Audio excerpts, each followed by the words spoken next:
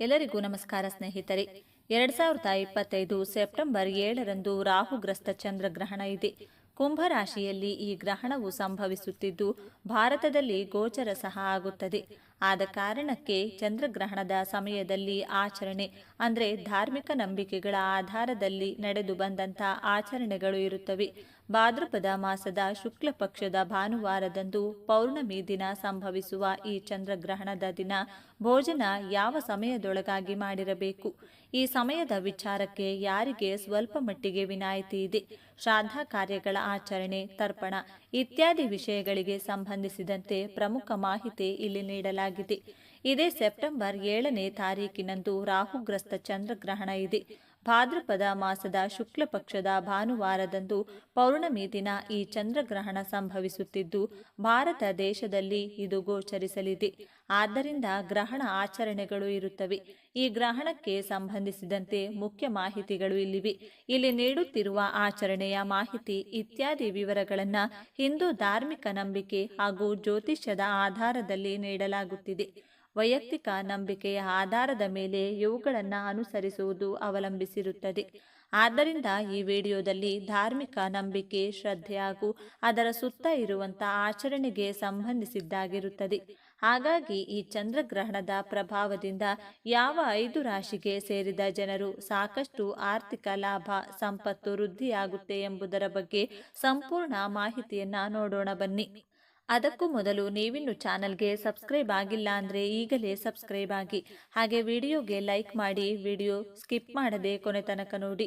ಎಲ್ಲರೂ ಭಕ್ತಿಯಿಂದ ಓಂ ಶ್ರೀ ಮಹಾಲಕ್ಷ್ಮಿ ನಮಃ ಅಂತ ಕಮೆಂಟ್ ಮಾಡಿ.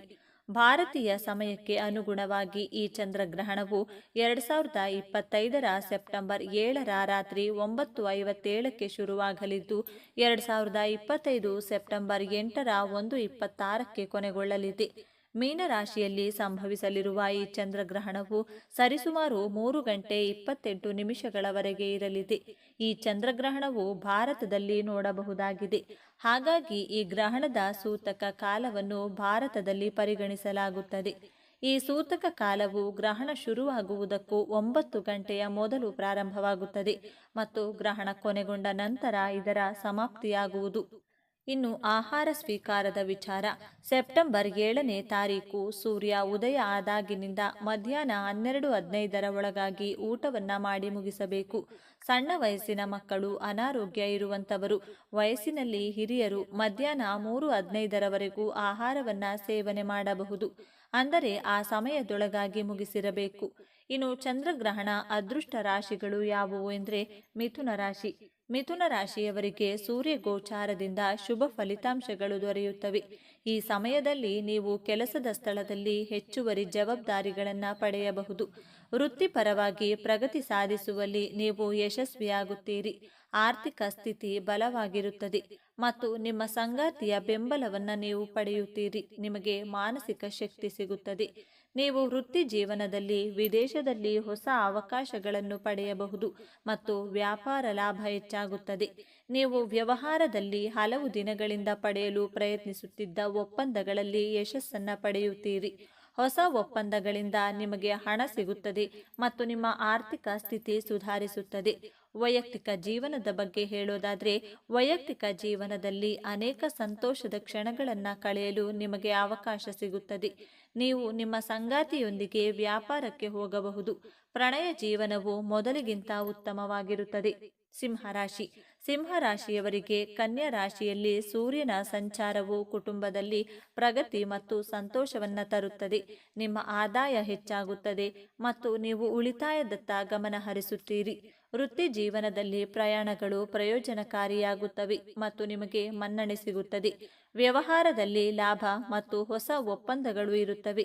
ಸಂಗಾತಿಯೊಂದಿಗಿನ ಸಂಬಂಧವು ಸಿಹಿಯಾಗಿರುತ್ತದೆ ಮತ್ತು ಆರೋಗ್ಯವು ಉತ್ತಮವಾಗಿರುತ್ತದೆ. ವೃತ್ತಿ ಜೀವನಕ್ಕೆ ಇದು ತುಂಬಾ ಒಳ್ಳೆಯ ಸಮಯ.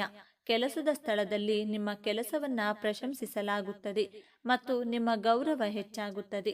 ಅದೇ ಸಮಯದಲ್ಲಿ ನೀವು ಸವಾಲುಗಳನ್ನು ಧೈರ್ಯದಿಂದ ಎದುರಿಸಲು ಸಾಧ್ಯವಾಗುತ್ತದೆ. ತುಲಾರಾಶಿ. ತುಲಾರಾಶಿಯವರಿಗೆ ಸೂರ್ಯನ ಸಂಚಾರವು ಶುಭವಾಗಲಿದೆ. ಈ ಸಮಯದಲ್ಲಿ ನಿಮಗೆ ಆರ್ಥಿಕ ಲಾಭದ ಅವಕಾಶಗಳು ಸಿಗಬಹುದು. ಉತ್ತಮ ಮತ್ತು ಹೊಸ ಉದ್ಯೋಗ ಅವಕಾಶಗಳು ಸಿಗುವ ಸಾಧ್ಯತೆ ಇದೆ. ವ್ಯವಹಾರದಲ್ಲಿ ಲಾಭ ಹೆಚ್ಚಾಗಬಹುದು. ನಿಮ್ಮ ಸಂಗಾತಿಯೊಂದಿಗೆ ಉತ್ತಮ ಸಂಭಾಷಣೆಯನ್ನ ಅನುಭವಿಸುವಿರಿ. ಜೀವನದಲ್ಲಿ ಸಂತೋಷ ಬರುತ್ತದೆ. ಕೆಲವು ಒಳ್ಳೆಯ ಸುದ್ದಿಗಳನ್ನು ಕೇಳಿ ಮನಸ್ಸು ಸಂತೋಷವಾಗುತ್ತದೆ. ವೃಶ್ಚಿಕ ರಾಶಿ. ಈ ಸಂಚಾರವು ವೃಶ್ಚಿಕ ರಾಶಿಯವರಿಗೆ ಉತ್ತಮ ಸಮಯವಾಗಿರುತ್ತದೆ. ಈ ಸಮಯದಲ್ಲಿ ನಿಮ್ಮ ಕೆಲಸದಲ್ಲಿ ಯಶಸ್ಸು ಸಿಗುತ್ತದೆ. ಕನಸು ನನಸಾಗಬಹುದು. ಹೊಸ ಉದ್ಯೋಗ ಪಡೆಯುವ ಸಾಧ್ಯತೆ ಇದೆ. ನಿಮ್ಮ ವೃತ್ತಿ ಜೀವನದಲ್ಲಿ ಯಶಸ್ಸನ್ನು ಪಡೆಯುತ್ತೀರಿ. ಆದರೆ ನಿಮ್ಮ ಕೆಲಸಕ್ಕೆ ಸಂಬಂಧಿಸಿದಂತೆ ನೀವು ಪ್ರಯಾಣಿಸಬೇಕಾಗಬಹುದು. ಈ ಸಮಯವು ಬಡ್ತಿಯನ್ನು ಸಹ ಸೂಚಿಸುತ್ತದೆ. ವ್ಯವಹಾರದಲ್ಲಿ ಲಾಭ ಗಳಿಸಬಹುದು. ಆರ್ಥಿಕವಾಗಿ ಈ ಸಮಯ ನಿಮಗೆ ಪ್ರಯೋಜನಕಾರಿಯಾಗಬಹುದು. ಹಣಕಾಸಿನ ಲಾಭದ ಸಾಧ್ಯತೆ ಇರುತ್ತದೆ ಮತ್ತು ಉಳಿತಾಯದಲ್ಲಿ ನೀವು ಯಶಸ್ವಿಯಾಗುತ್ತೀರಿ. ಆರ್ಥಿಕವಾಗಿ ನೀವು ಬುದ್ಧಿವಂತಿಕೆಯಿಂದ ಕೆಲಸ ಮಾಡುತ್ತೀರಿ ಮತ್ತು ಉಳಿತಾಯದ ಅಭ್ಯಾಸವನ್ನು ಬೆಳೆಸಿಕೊಳ್ಳುತ್ತೀರಿ. ಇದು ನಿಮಗೆ ಹಣವನ್ನು ಸಂಗ್ರಹಿಸಲು ಸಹಾಯ ಮಾಡುತ್ತದೆ. ನಿಮ್ಮ ಆರೋಗ್ಯವು ಉತ್ತಮವಾಗಿರುತ್ತದೆ. ಪ್ರೇಮ ಜೀವನದ ಬಗ್ಗೆ ಹೇಳೋದಾದರೆ ಈ ಸಮಯದಲ್ಲಿ ನೀವು ನಿಮ್ಮ ಸಂಗಾತಿಗೆ ಹತ್ತಿರವಾಗುತ್ತೀರಿ. ಕನ್ಯಾ ರಾಶಿ. ಕನ್ಯಾ ರಾಶಿಯವರಿಗೆ ಸೂರ್ಯನ ಸಂಚಾರವು ತುಂಬ ಪ್ರಯೋಜನಕಾರಿಯಾಗಬಹುದು. ಸೂರ್ಯ ಗೋಚಾರದಿಂದಾಗಿ ನಿಮ್ಮ ಸಂಪೂರ್ಣ ಗಮನವು ನಿಮ್ಮ ಆದಾಯದ ಮೇಲೆ ಇರುತ್ತದೆ. ನೀವು ಹಣ ಸಂಪಾದಿಸುವುದು ಮತ್ತು ಕುಟುಂಬದ ಬಗ್ಗೆ ಗಮನ ಹರಿಸುವುದರ ನಡುವೆ ಸಮತೋಲನವನ್ನು ಕಾಯ್ದುಕೊಳ್ಳಬೇಕಾಗುತ್ತದೆ. ಕಾರ್ಮಿಕ ವರ್ಗವು ಬಡ್ತಿಗಾಗಿ ಅನೇಕ ಅವಕಾಶಗಳನ್ನು ಪಡೆಯುತ್ತದೆ. ಅದೇ ಸಮಯದಲ್ಲಿ ನೀವು ಕೆಲಸಕ್ಕೆ ಸಂಬಂಧಿಸಿದಂತೆ ಪ್ರಯಾಣಿಸಬೇಕಾಗಬಹುದು. ಅದು ನಿಮಗೆ ಪ್ರಯೋಜನಕಾರಿ ಎಂದು ಸಾಬೀತುಪಡಿಸುತ್ತದೆ. ಈ ಸಮಯದಲ್ಲಿ ಉದ್ಯಮಿಗಳು ಉತ್ತಮ ಲಾಭವನ್ನು ಗಳಿಸುವ ನಿರೀಕ್ಷೆ ಇದೆ. ನೀವು ಆರ್ಥಿಕವಾಗಿ ಹಣವನ್ನು ಗಳಿಸುವಿರಿ. ಇದರಿಂದಾಗಿ ನೀವು ಕುಟುಂಬಕ್ಕೆ ಉತ್ತಮ ಸೌಲಭ್ಯಗಳನ್ನು ಒದಗಿಸಲು ಸಾಧ್ಯವಾಗುತ್ತದೆ. 2025ರ ಚಂದ್ರಗ್ರಹಣದ ದಿನದಂದು ನೀವು ಈ ಕೆಲಸಗಳನ್ನು ಮಾಡಬೇಡಿ. ಚಂದ್ರಗ್ರಹಣದ ಸಮಯದಲ್ಲಿ ಕೋಪಗೊಳ್ಳಬೇಡಿ. ಈ ದಿನ ಕೋಪಗೊಳ್ಳೋದ್ರಿಂದ ಮುಂದಿನ 15 ದಿನಗಳು ನಿಮಗೆ ಅಪಾಯವು ಎದುರಾಗುವುದು. ಚಂದ್ರಗ್ರಹಣದ ಸಮಯದಲ್ಲಿ ಆಹಾರವನ್ನು ಸೇವಿಸಬೇಡಿ. ಇದಲ್ಲದೆ ಪೂಜೆ ಮಾಡುವುದನ್ನು ಸಹ ನಿಷೇಧಿಸಲಾಗಿದೆ. ಚಂದ್ರಗ್ರಹಣದ ಸಮಯದಲ್ಲಿ ಯಾವುದೇ ನಿರ್ಜನ ಸ್ಥಳ ಅಥವಾ ಸ್ಮಶಾನಕ್ಕೆ ಹೋಗಬಾರದು. ಈ ಸಮಯದಲ್ಲಿ ನಕಾರಾತ್ಮಕ ಶಕ್ತಿಗಳು ಹೆಚ್ಚಿನ ಪ್ರಮಾಣದಲ್ಲಿ ಪ್ರಾಬಲ್ಯ ಸಾಧಿಸುತ್ತವೆ. ಚಂದ್ರಗ್ರಹಣದ ಸಮಯದಲ್ಲಿ ಯಾವುದೇ ಹೊಸ ಕೆಲಸವನ್ನು ಪ್ರಾರಂಭಿಸಬಾರದು. ಯಾಕೆಂದರೆ ಗ್ರಹಣದ ಸಮಯದಲ್ಲಿ ನಕಾರಾತ್ಮಕ ಶಕ್ತಿಯು ಮೇಲುಗೈ ಸಾಧಿಸುತ್ತದೆ. ಗ್ರಹಣದ ಸಮಯದಲ್ಲಿ ಗಂಡ ಹೆಂಡತಿ ದೈಹಿಕ ಸಂಬಂಧವನ್ನು ಹೊಂದಬಾರದು. ಹೀಗೆ ಮಾಡುವುದರಿಂದ ನಿಮ್ಮ ಮನೆಯ ಶಾಂತಿ ಮತ್ತು ಸಂತೋಷ ಹಾಳಾಗಬಹುದು. 2025ರ ಚಂದ್ರಗ್ರಹಣದ ದಿನದಂದು ನೀವು ಈ ಕೆಲಸಗಳನ್ನು ಮಾಡಬಹುದು.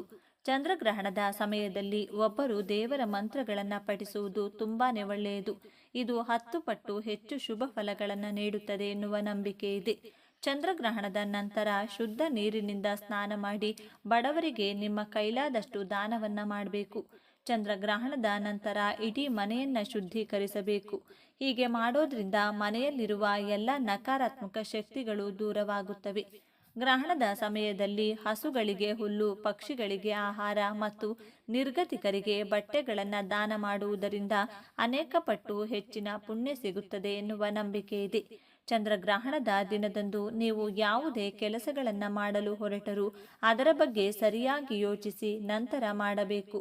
ಒಂದು ವೇಳೆ ನೀವು ಮಾಡಲು ಹೊರಟ ಕೆಲಸಗಳಲ್ಲಿ ಸಮಸ್ಯೆಗಳು ಉಂಟಾದರೆ ಅದರಿಂದ ಕೆಟ್ಟ ಫಲಗಳು ಎದುರಾಗುತ್ತವೆ ಎನ್ನುವ ನಂಬಿಕೆ ಇದೆ. ಚಂದ್ರಗ್ರಹಣದ ಸಮಯದಲ್ಲಿ ಏನು ಮಾಡಬೇಕು, ಏನು ಮಾಡಬಾರದು ಎಂಬುದನ್ನು ಗಮನದಲ್ಲಿಟ್ಟುಕೊಂಡು ಅದರಂತೆ ನಡೆದುಕೊಳ್ಳುವುದು ಉತ್ತಮ. ಈ ವಿಡಿಯೋವನ್ನು ಮತ್ತು ಮಾಹಿತಿಯನ್ನು ನಿಮಗೆ ಇಷ್ಟವಾಗಿದ್ದರೆ ದಯವಿಟ್ಟು ವಿಡಿಯೋವನ್ನು ಲೈಕ್ ಮಾಡಿ ಹಾಗೂ ಎಲ್ಲ ಗರ್ಭಿಣಿ ಇರುವ ಮಹಿಳೆಯರಿಗೂ ಮತ್ತು ನಿಮ್ಮ ಸ್ನೇಹಿತರಿಗೂ ಮತ್ತು ನಿಮ್ಮ ಸಂಬಂಧಿಕರಿಗೂ ಎಲ್ಲ ಕಡೆ ಶೇರ್ ಮಾಡಿ. ಎಲ್ಲರೂ ಭಕ್ತಿಯಿಂದ ಓಂ ಶ್ರೀ ಮಹಾಲಕ್ಷ್ಮಿ ನಮಃ ಅಂತ ಕಮೆಂಟ್ ಮಾಡಿ. ಧನ್ಯವಾದಗಳು.